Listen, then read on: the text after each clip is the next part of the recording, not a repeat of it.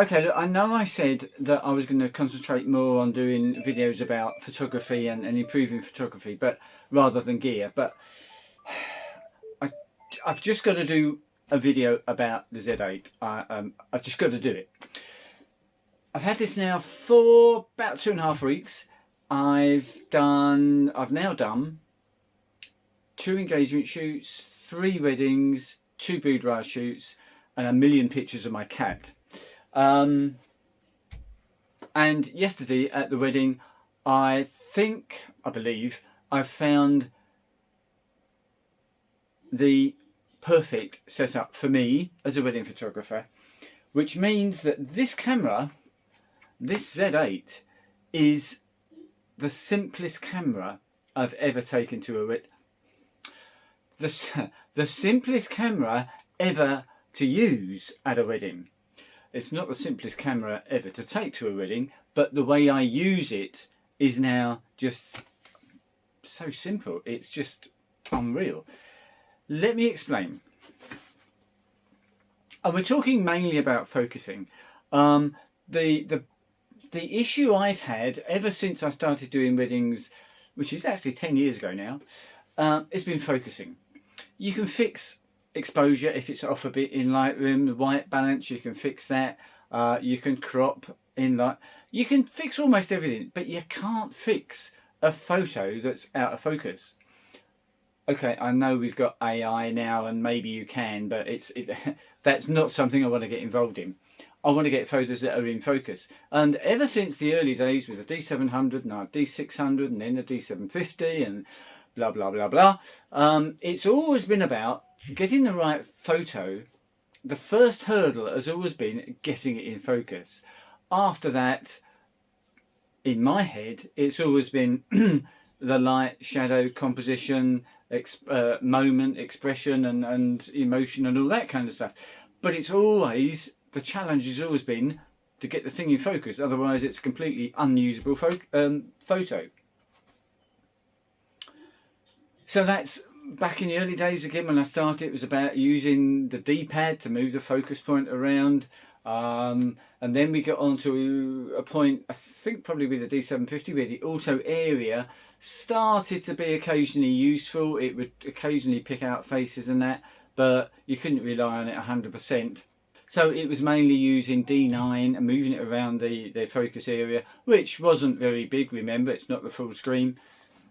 And then at some point I went to Sony, talking about 2019 I think it was, went to Sony to the A7 III because of its face detect, eye detect and all that kind of stuff. And I changed from Nikon to Sony. I did keep the D700 and a few lenses, but for weddings I used the Sony, which at the time, and probably to some extent still, sets the benchmark regarding focus. Okay, I know we've got the A7 IV, we've got the Sony A1 and that kind of stuff, and some of the Canon things which I know nothing about, I'm sorry. But I found the A7 III at weddings, I remember as a wedding photographer, I'm photographing people. That's what I do pretty well all the time. So having face detect and eye autofocus really is a big advantage. And I found the Sony was a revelation, but it still wasn't perfect. I still remember I had some buttons, two or three buttons on the back of the camera.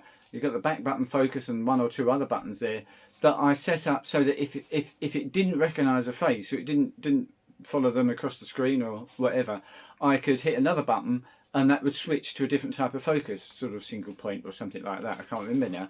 But I know that I had to set up other buttons to try and get focus. So it wasn't perfect. And then, if you know my story, you know that I hated the Sony and came back to Nikon. The Z6 was out at the time, but that was completely rubbish. Single card slot. I think when it first came out, it didn't even have face detect, did it? Can't remember. Anyway, it was useless. I did try it. So I got the D780 and a Z5. And that combination worked really well. I used that for a year.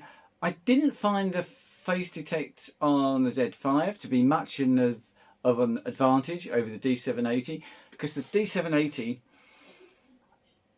with the auto area AF, okay, it's not the whole screen again, as I say, but if there was a face, in that area, it would pick it up. It would even tend to focus on the eyes. Now, I'm sure it hasn't got eye autofocus, but it did a very, very good job.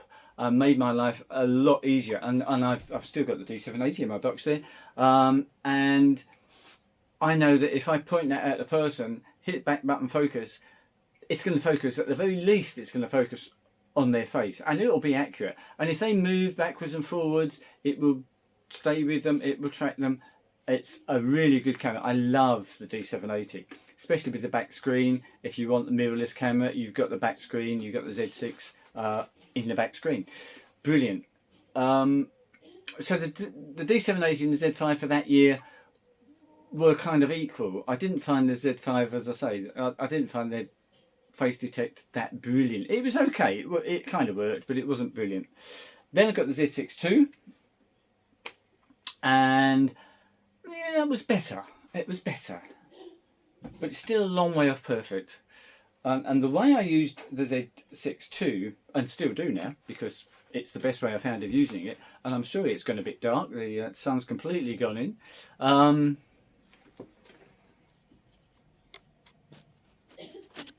of course I'm on manual focus, so I can't change it while I'm recording. I do apologise.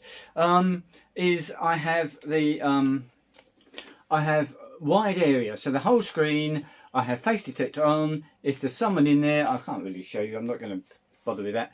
But if there's a face in there, it will pick the face up, and fine, providing they don't move too fast towards you or away from you, or suddenly start sort of running across and playing games with the kids or something like that. It's not going to work very well for that.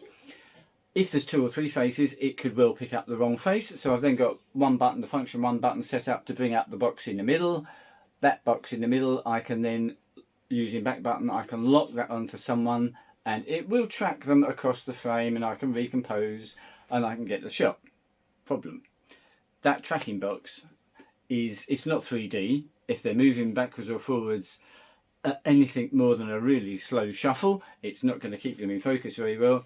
And even if they're just moving side to side, or if you're recomposing, I still found it's pretty much the worst method of focusing. Probably 80% of the shots were in focus, 20% not, is a pretty poor hit rate. But at least it's convenient. And if that doesn't work, I just got another button I can press, which brings up D9, so I can then use the joystick, move it across the frame, same as I've been doing for 10 years. Enter the Z8. The most complicated by far camera I've ever owned, with so much customization possible, so many different focusing modes. When I went along to my first engagement shoot I did first with it, I was pretty well lost and spent half the engagement shoot playing around with the camera. I did explain to the couple, and playing around with it. Came home, tried different things, photographed another 1,000 shots of the cat, tried different button setups, different focusing modes, what they did, how they worked, and so on and so forth. So as I say, I've done quite a few shoots since then, and at yesterday's wedding I think I have the camera now set up to do exactly what I want it to do, and that is, I don't even need to use back button focus. I've got the shutter set up for focus, so half press the shutter. I've got a 3D tracking box in the middle. I just put that over whatever I want to be my subject. Half press the shutter, that locks on their face, or I've got face and eye AF turned on, of course, so it will pick up their eye instantly. I don't mean there's any waiting or hesitation, it's there instantly. Even if I'm shooting at 35mm and they're like 20 yards away, it still finds their eye. This tiny little box comes up, and that's their eye in focus. And I can recompose, they can walk towards me, they can run towards me, and it just moves and it tracks them across the frame. When I want to take the shot, I just press the shutter. If I don't let the shutter go completely, still stays locked on them. Wherever they go, I can take as many shots as I want. I zoom in, zoom out, portrait, landscape, and it stays there. It is absolutely 100%, 100%. Literally, I took 1135 photos with this camera at the wedding yesterday, and I haven't been through 1135, but going through the ones I've selected to edit, which is 262, picked, just going through every shot I took, I haven't had one of those that's not been spot on, perfectly in focus. It is brilliant. So that's what I mean about the simplest camera I've ever used at a wedding. Just point it at someone, half press the shutter, compose, shoot. Works every single time. I don't need to move the focus point. I've got the exposure set to single point, which is locked to the 3D tracking, so I've always got correct exposure. There was just one occasion yesterday when I needed to change anything at all on the camera, and that was when we were doing the bouquet throw, and I wanted it to focus not on her face but on the bouquet, so I simply had to go in, turn off face detect, so it just then locked onto the bouquet, and as she's doing the throwing the bouquet, 30 frames a second. And again, I haven't been, I think it was about 90 frames I took in 3 seconds as it went through the air and was caught by the bridesmaids. Every single one of those, I would bet, is in focus. It is just so brilliant, hence why I had to do this video. I cannot believe how good it is.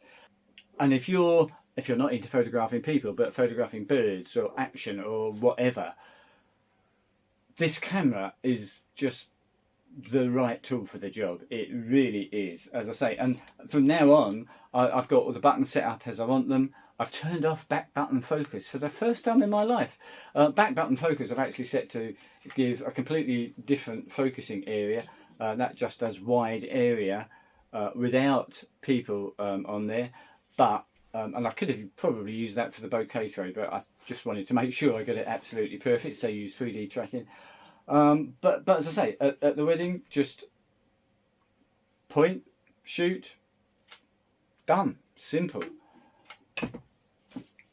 Finally, after 9 years, 11 months and 26 days, I have a camera that actually does what I wanted to for the last 10 years. And I promise I'm not being paid by Nikon to say this. Just one final note, that there's been a recall on this, and I see so many, sorry, but stupid comments and posts on Instagram and Facebook about that. There's a button at the side of the lens mount here, and that button pushes a pin, there's a spring and it pushes it into the lens, locks it in place. Providing that's moving up and down smoothly and it's not getting stuck, providing you can put the lens on and hear a click and the lens is in place and doesn't wobble, it's an advisory notice. It's not a product recall. You do not need to send your Z8 back or your Z9 if it's working okay. If it ain't broke, don't fix it. Just finish off with that. Right, my next video will be about photography, improvements, things to do with photography. Thanks for watching.